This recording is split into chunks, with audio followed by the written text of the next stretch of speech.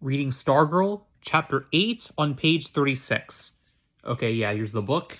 Chapter 8, page 36. Okay. The change began around Thanksgiving. By December 1st, Stargirl Caraway had become the most popular person in school. How did it happen? Was it the cheerleading? The last football game of the season was her first as a cheerleader. The grandstand was packed. Students, parents, alumni. Never had so many people come to a football game to see her cheerleader. She did all the regular cheers and routines, and more. In fact, she never stopped cheering. While the other girls were taking breaks, she went on jumping and yelling. She roamed areas that had always been ignored, the far ends of the grandstand, the spectators behind the goalposts. The snack bar parents found themselves with their own arm-pumping cheerleader. She ran straight across the 50-yard line and joined the other team's cheerleaders. We laughed as they stood there with their mouths open. She cheered in front of the player bench and was shooed away. Player's bench was shooed away. It was shooed away by a coach. At halftime, she played her ukulele with the band. In the second half, she got acrobatic. She did cartwheels and backflips.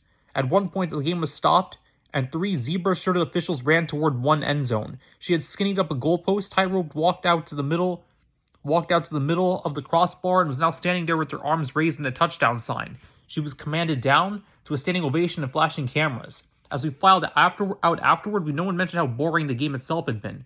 No one cared the Electrons had lost again. In his columns the next day, the sports editor of the Mika Times referred to her as the best athlete on the field. You couldn't wait for basketball season. Was it Hillary Kimball backlash? Several days after the birthday song, I heard a shout from down the hallway. Don't. I ran. A crowd was gathered at the top of a stairwell. They were all staring at something. I pushed my way through.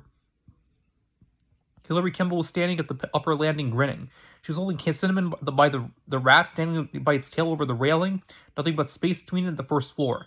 Stargirl was on the steps below looking up. The scene froze. The bell rang for the next class rang. Nobody moved. Stargirl said nothing, merely looked.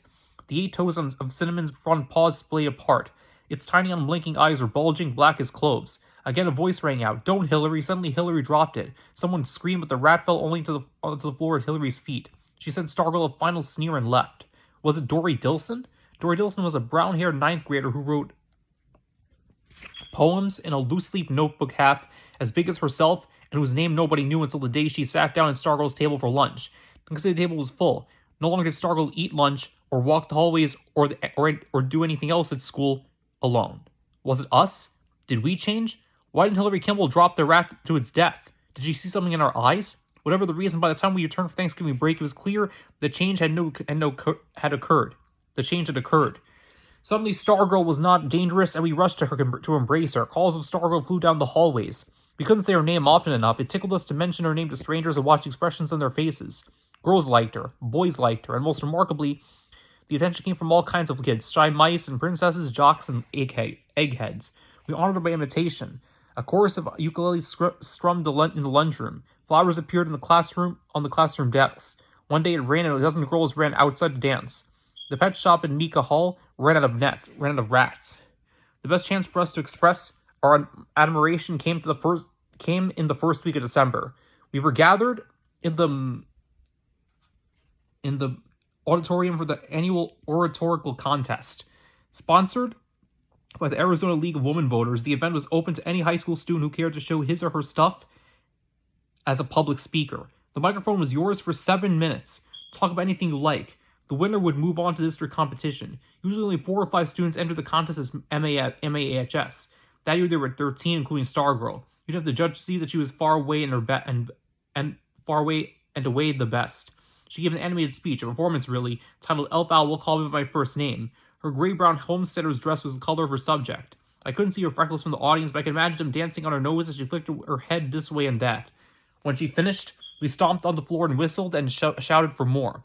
While the judges went through the chariot of conferring, a film was shown. It was a brief documentary about the previous year's 2 state finals. It featured the winner, a boy from Yuma. The most riveting moments of the film came not during the contest, but during its aftermath. When the boy arrived back at Yuma High, the whole school mobbed him during the parking lot banners, cheerleaders, band music, confetti streamers.